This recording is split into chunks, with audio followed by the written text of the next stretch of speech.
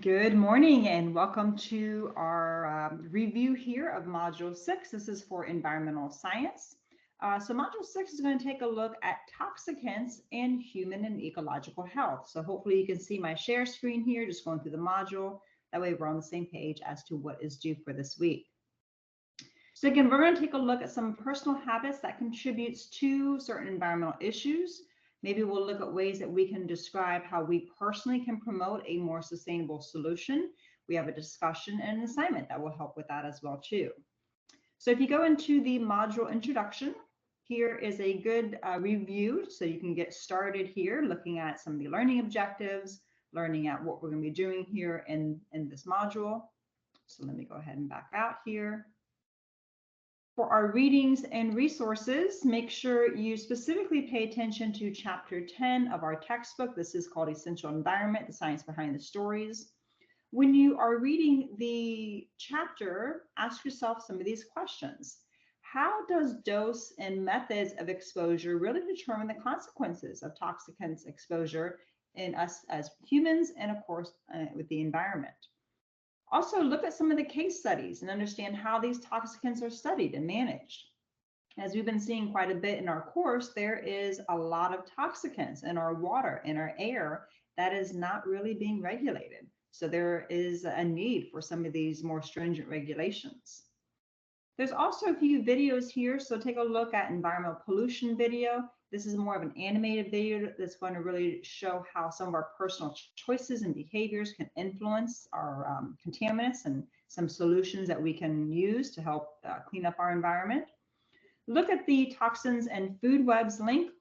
This is looking at what food webs are in terms of their role in the ecosystem and how toxicants can accumulate further up the food chain. I think I saw a recent a recall recently on flour, like baking flour. There's been linked to salmonella, which is kind of a gross thing to be in flour. So I'll send a link to that. So biomagnification link as well too. So look at this simulation showing how DDT near inshore waters can gather up the food chain, looking at phytoplankton, zooplankton, up to some of those macro organisms as well too, and then eventually us. Okay, so looking back now at Module 6. So our discussion for this week. Here you are going to briefly describe your personal habits and how they contribute to environmental issues in your area. You know, think about what can you do in your life to change your personal habits to support some of the implementation of sustainable solutions that we talked about back in Module 2. So again, identify some habits that you have in terms of how it's contributing to environmental issues, and then ways that you could personally promote those solutions. Make sure that you do your initial post by this coming Thursday, and then your follow-up responses to your classmates is due by this coming Sunday. And your response posts assume that you're the role of a member of your peers community. And how would you feel compelled to change your personal habits? So provide some feedback, and that can help your peers develop some sustainable solutions.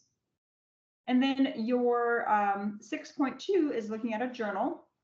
So here you're going to create a list of all toxic and hazardous materials in your home.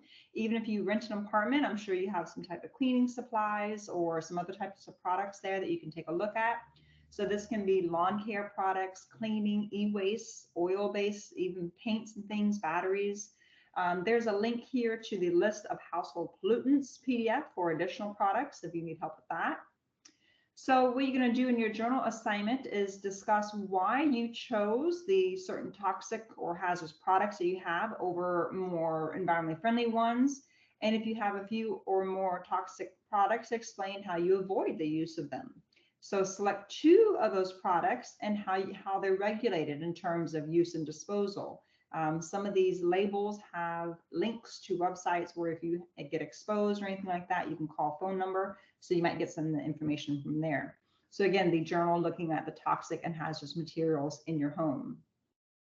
And then just a final project reminder, nothing to do here, but if you'd like to, you can post some questions. Your environmental issue paper is going to be due next week in Module 7. So make sure you address all the critical elements. Any feedback that I provided to you, you can address that. And then if you have any last minute questions or anything, you can use this link to post any questions to the general questions discussion, and we can get a response here. So again, just to recap of what is due for this week, your initial discussion post about your personal impact on your environment with sustainable solutions, your initial post due by this coming Thursday, your 2 follow-up responses due by Sunday, and your journal article or your journal here looking at materials in your home, that is also due by Sunday. And then if you'd like to post any questions about your final project that's due next week, you can as well. Keep in mind that Sunday's Easter, so make sure that you keep up with everything in case you are going to any family Easter parties or anything like that. Let me know if you have any questions, and I look forward to some great discussions online this week.